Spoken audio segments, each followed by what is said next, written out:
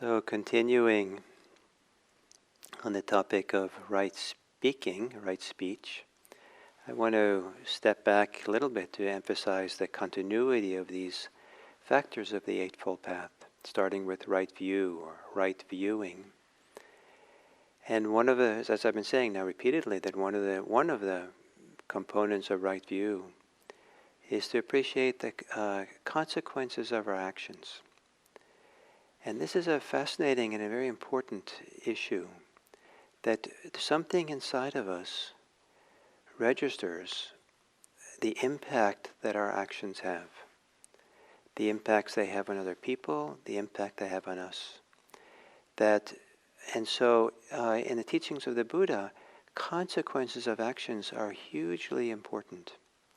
And this is a little bit obscured in the Dharma teachings that kind of come out of the United States and Europe, where for our own philosophical reasons, history and what, we've picked up on intention as being really important. For the Buddha, surprisingly, given how much we teach it, that's the case. Intention isn't that important for him. It's difficult to dig deep down and find that's the case. What's much more important for him is the consequences, which in modern language is impact. We can have, if we rely and rest in our intention, we can then overlook the impact. Or we could have an intention and not care about the means, how we get to the goal of the intention, because the goal of the intention is more valuable than the means. But if we're interested in consequence and impact, then every step along the way we're taking in, we're registering the impact we have. And so if what we want is world peace, but we approach that with hostility, maybe we can clear away the playing field of the people who we don't like so there can be peace. But to feel the impact that has on us and on them, the people who get cleared off the field, it's painful. It kind of tears at the fabric of the heart, if we're sensitive, if we're present. And we are social beings, and our connection, our empathy, our resonance with other people actually counts a lot for the individual. And this is one of the surprises for me that I discovered in my early years of meditation, that as the meditation kind of tenderized, softened, opened me, took off the armor that I carried and the fear that was between me and the world, and that I felt much more attuned and sensitive to what was happening in the world around me, both directly and also indirectly, and much more sensitive to the impact that I have on other people. And so this idea of impact then, or consequences, becomes very important. And so we learn then that the impact of greed, the impact of hostility, and the impact often of delusion is not beneficial, and it causes harm to others and to ourselves. And to begin to not to be moralistic around greed, hatred, and delusion, but rather to be sensitive around it, so that of course we don't want to harm ourselves or harm others by acting out of especially greed and hatred.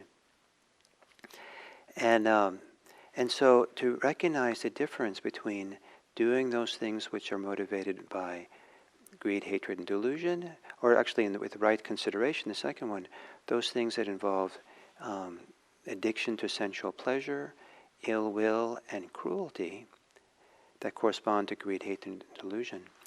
And be more attuned and more considerate, more considering those things that are involved in non-addiction to sensual pleasure, renunciation of that kind of pursuit, non-ill will, friendliness, and non-cruelty, compassion. That's how we're considering things. We're looking at things, and as we go about our life, we're asking ourselves, is this a wise consideration? Is it right consideration? And now we're applying it to our speech. And speech has a huge impact. And the second factor, in the list of right speech that the Buddha gives, the first being speaking the truth. The second one is avoiding speaking words that divide people. Sometimes it's translated into English as slander. So not speaking divisively, and rather speaking words that bring concord, unification, bring people together. So why would we do that? I think it goes back to this idea of the way that consequences, we're attuned to them, we're interested in them, makes a difference to us. Whether we cause harm, whether we create divisions between people, and because it affects other people, which kind of affects us, but also we are changed for the worse when we do slander or do divisive speech that really put people at odds to each other. And this doesn't have to be just through words. Not speaking can be divisive.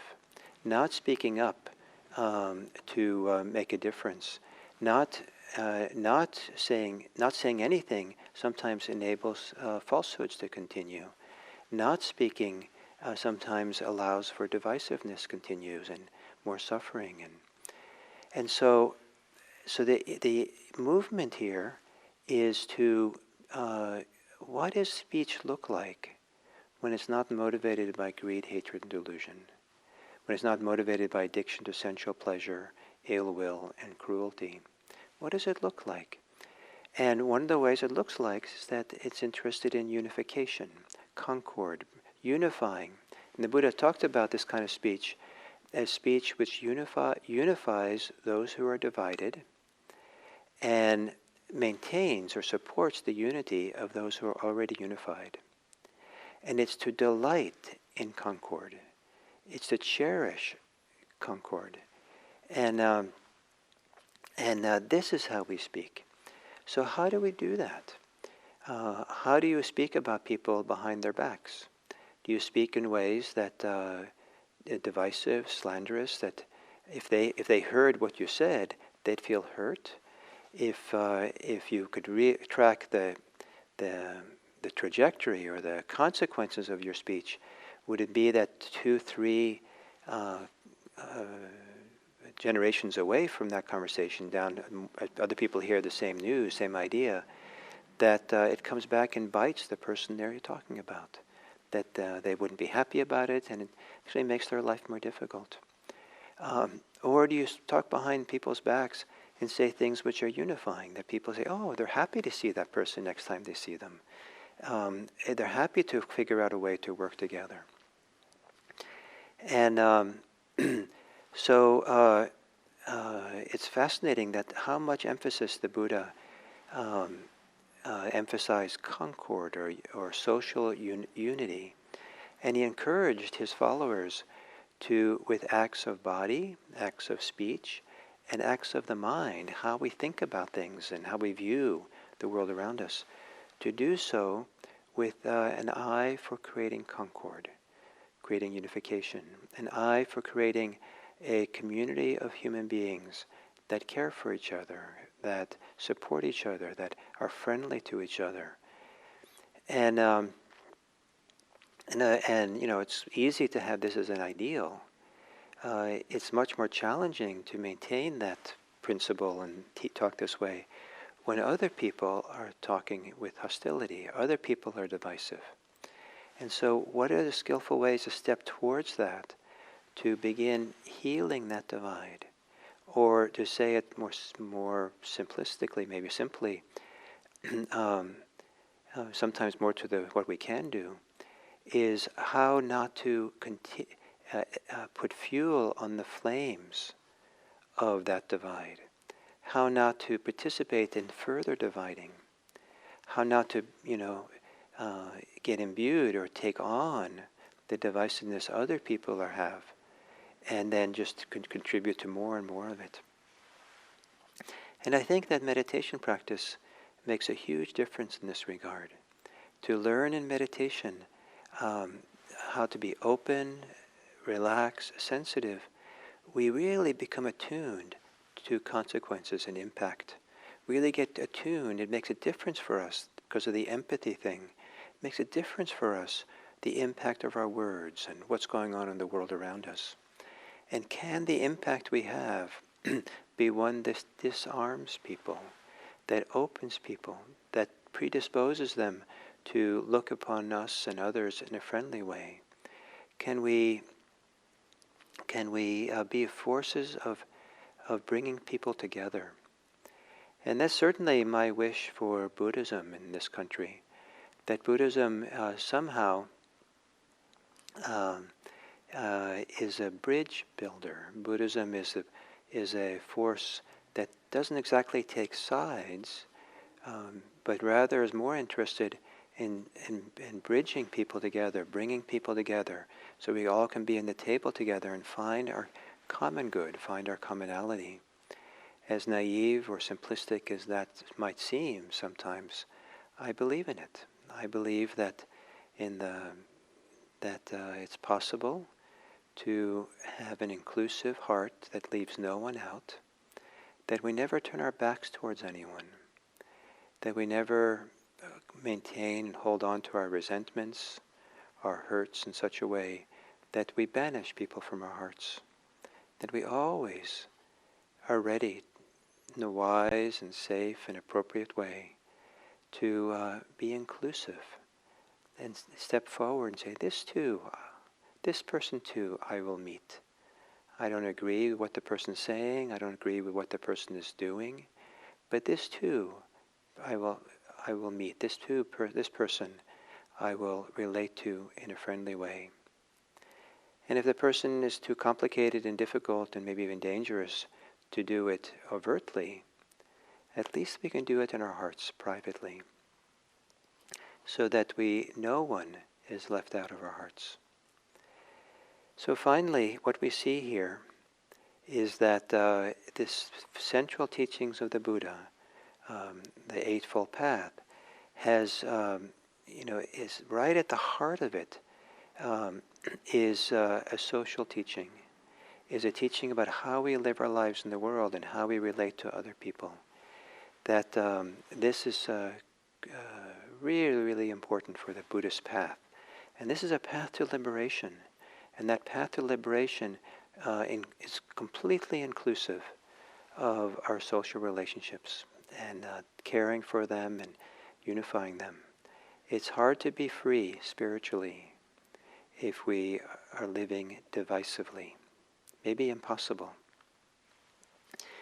So may you consider over the next 24 hours how your speech, and sometimes your silence, how your speech can support unification, support concord, that people can come together with respect for each other, with friendliness, with sympathy for each other. How can you speak in that way? And how can you avoid, maybe for the next 24 hours, run the experiment and try to, as best you can, even if you break out in a sweat, to avoid saying things which are divisive, or which, if a person you're talking about could hear what you said, would feel hurt or upset. Don't say anything divisive or anything negative. See if you can do that for one day, and instead say words that are unifying and support others to kind of open their hearts and be unifying. Run the experiment. See what that's like. And for one day, it's probably a worthwhile thing to do. Thank you.